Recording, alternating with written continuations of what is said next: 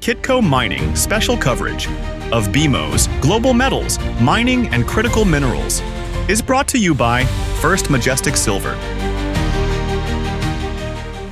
Hello and welcome back to Kitco Mining with me, Paul Harris, here at the 2025 BMO Global Metals and Mining and Critical Minerals Conference in Hollywood in Florida. Prices are high in the precious metals, but are investors coming back? Joining me to discuss this is John Ciampaglia, CEO of Sprott Asset Management. John, welcome back to Kitco. Yeah, great to be back. Before we talk about whether investors are coming back into the precious metal space, let's perhaps take a step back and start with the bigger picture. We are in the US. US President Donald Trump has made various announcements during his initial month or so in office that have impacted the metals, mining and energy space positively and negatively. And obviously now the industry has to deal with that. Has the Trump sugar rush run its course? Yeah, I mean, obviously Trump came in with a very pro-business, deregulation mandate. Unfortunately, there's a lot of uncertainty swirling around in the market that's affecting geopolitics, but specifically with metal markets, we're seeing severe disruption obviously happening in the gold and silver, the uranium market, the copper market, because of the threat of potential tariffs. If you think about how much metal the US buys, in terms of all of those I just mentioned, they're a net importer. Uranium, huge importer, gold, silver. If you're going to tariff those things, how is it going to lead to price formation? Are you going to have bifurcated prices? You're starting to see price differences for things like uranium and copper in the United States trading at a premium to other places in the world. And as a result, metal is being shipped from all over the world to potentially take advantage of that arbitrage. It's creating obviously a lot of volatility. It is creating some uncertainty, but I think the underlying tone that's going on, or the shift, is actually kind of bullish. Tariffs, of course, another implication or potential implication or possibility there is actual metal shortages. Yeah, for sure. I mean, at the end of the day, someone's going to have to pay the tariff, and if you're a net importer of the metal, you have to make a decision. If you want the metal, you're going to have to pay up for it, and that's why you see things like copper in the COMEX trading at a 10% premium. We're seeing uranium trading for $2.50 more a pound that's sitting in the US versus Canada. We're obviously seeing tens of billions of dollars of gold being shipped from London vaults to COMEX vaults. So there's a lot of potential, arbitrage value and potential risk to some parties that may not be able to deliver the gold if they get called in their financial instruments. Now, in the news stream in recent days and weeks, gold's figured heavily in that. The news stream has included the possibility of an audit of US gold inventories in Fort Knox, for example, marking US gold holdings to market and what that potentially means for the US balance sheet, and even the possibility of a new gold standard.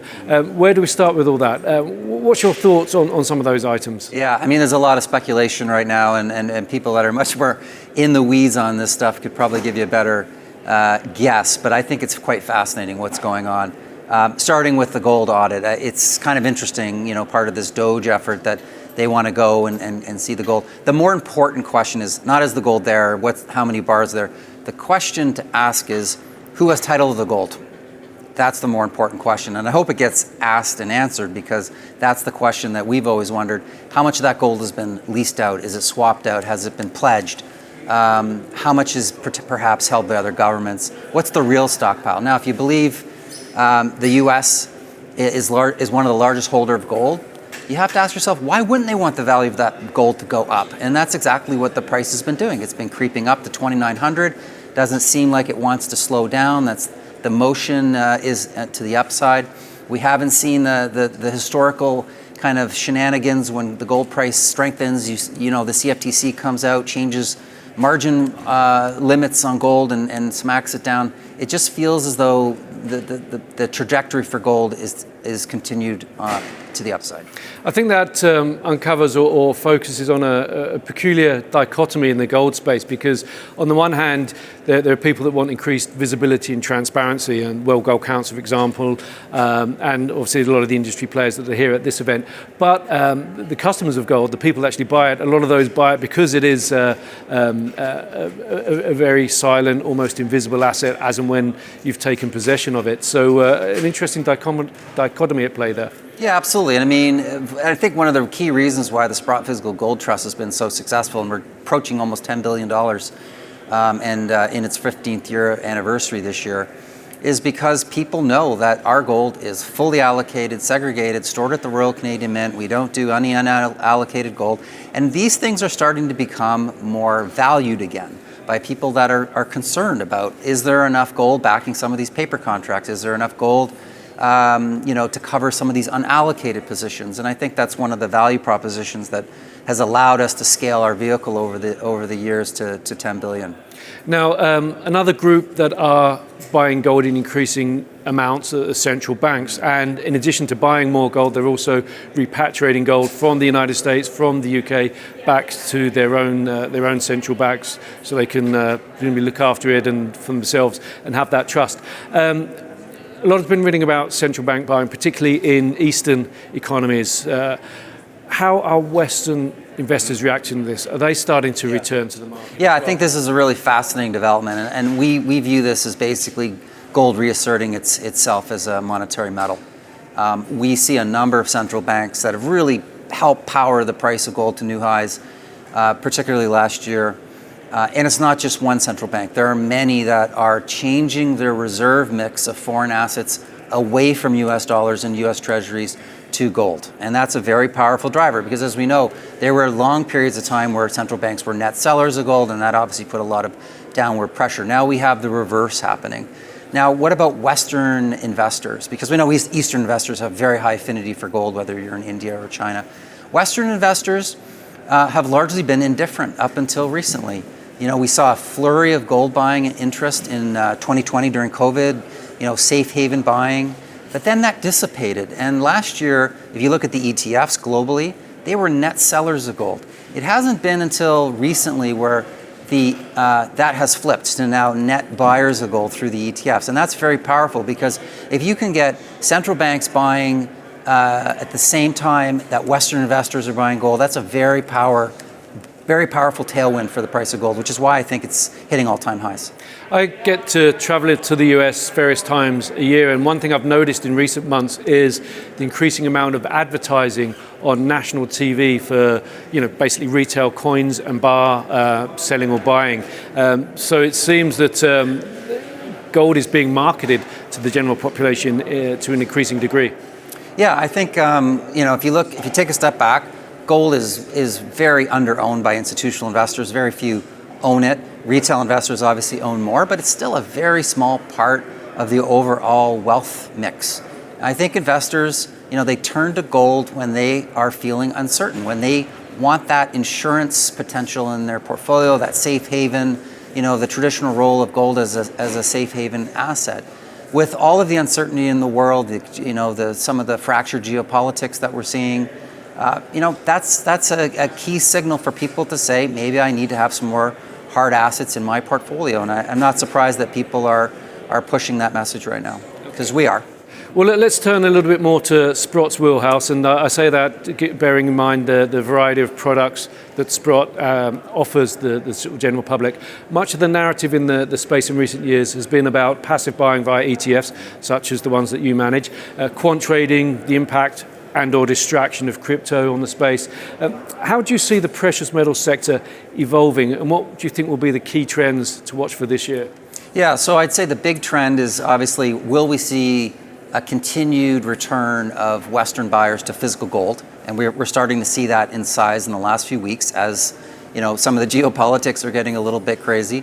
The other part is related to gold stocks. Last year, we had a real mixed bag of performance among some of the miners.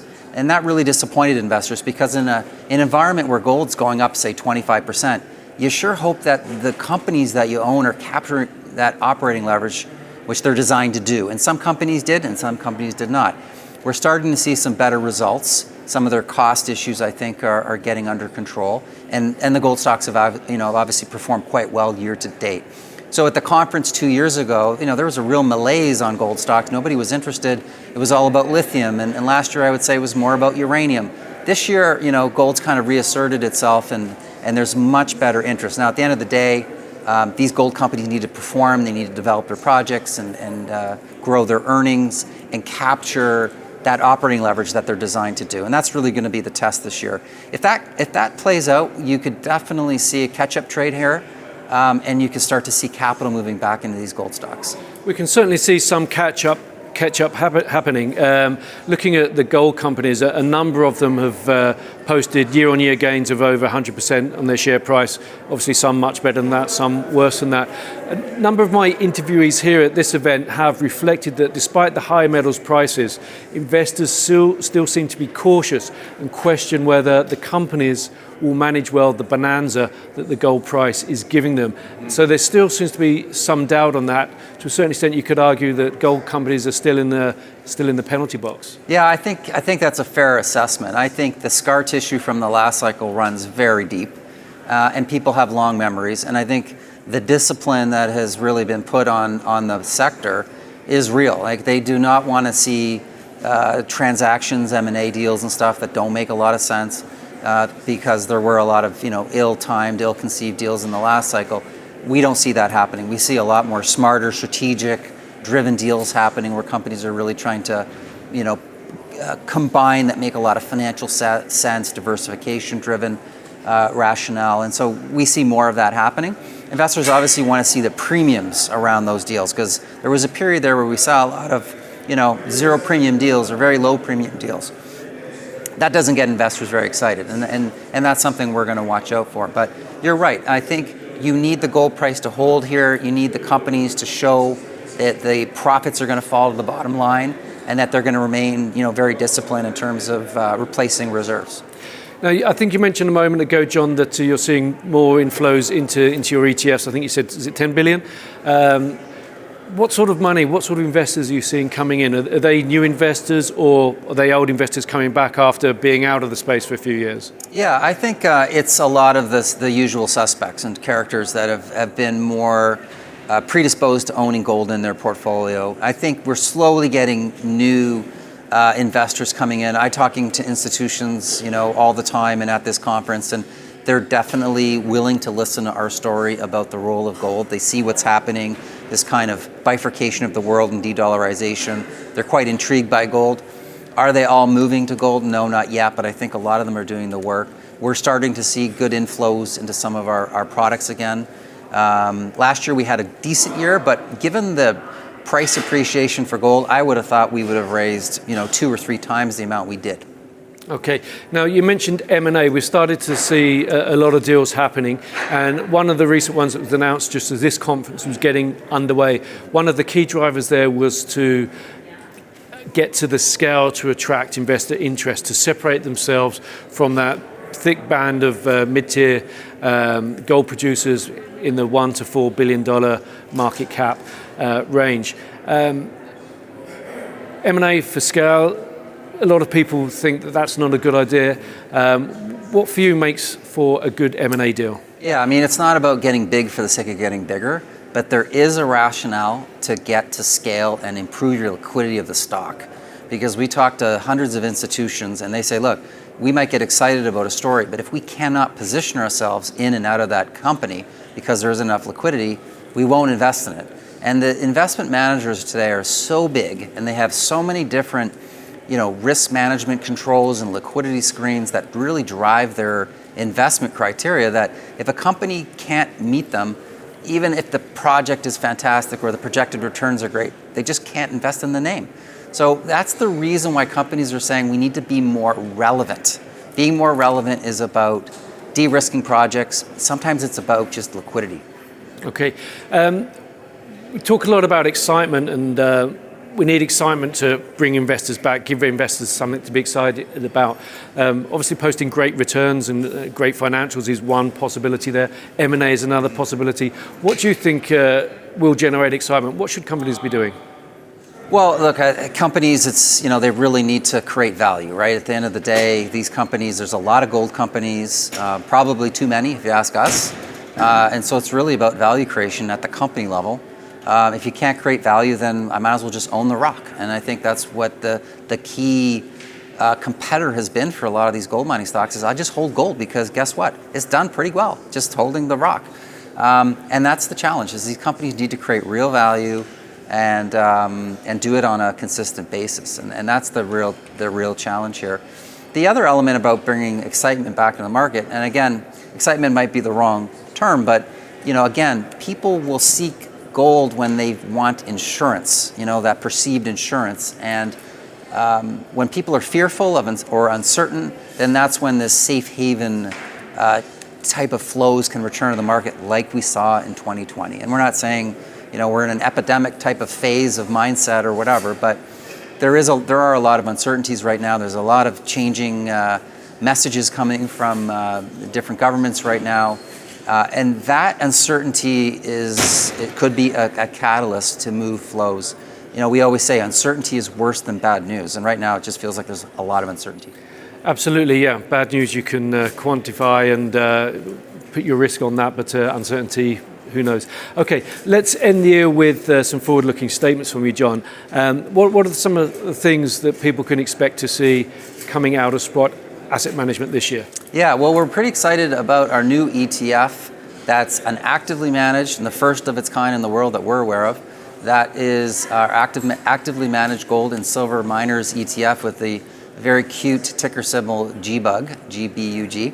That's just started to trade in the US, and that's basically our active team that runs a $1 billion mutual fund. So we've taken their investment expertise and we are offering it into the market in the ETF wrapper. Now you might say, well, what's the difference? Well, the ETF wrappers are increasingly more popular than mutual funds. They provide intraday liquidity, they provide transparency, they provide lower fees, tax efficiency, and it has become kind of the preferred product wrapper for a lot of investors. So we hope that by offering our investment management expertise with our team with over 100 years of combined experience into this ETF wrapper that they can source on the U.S. exchange is another way for people to get involved in the gold and silver mining space. So have a look at that ticker. It's not a perfect clone of our mutual fund. It won't own physical gold, just the mining companies. But we're pretty excited about that. We also launched a silver mining and physical silver ETF a few weeks ago. That's starting to gain a little bit of traction. So we're really focused on filling in, I think, some segments in the market that are missing. We're very excited about this silver mining ETF because we designed the index with our partner NASDAQ. And what we discovered with some of the other silver mining ETFs is that you only get about 35% exposure to silver. The way we've designed our index, you get exposure around 70%. So it's a more pure play form to get exposure to silver. Okay. For GBUG, how many companies or positions will it have? What kind of profile will you be investing in? Yeah, so it's largely going to be the same companies we're holding in the mutual fund. And I think they're going to be holding around 35 companies. It's got more of a focus on the mid and smaller cap companies where I think, our team does a lot of very intense digging and analysis, visiting many of those companies in person on the ground and mine sites. So it's largely going to be like our mutual fund, but in the ETF wrapper and without any physical gold allocation, which we have in the mutual fund. Wish you the best of luck with those, John. I look forward to finding out, catching up with you later in the year and finding out how they're doing. John Ciampaglia, thank you very much for joining us today. Yeah, thanks for having me. And we have a lot more to come from the 2025 BMO Global Metals Mining and Critical Minerals Conference here in Hollywood in Florida. So hit that subscribe button. I'm Paul Harris and this is Kitco Mining. Kitco Mining special coverage of BMO's Global Metals, Mining and Critical Minerals is brought to you by First Majestic Silver.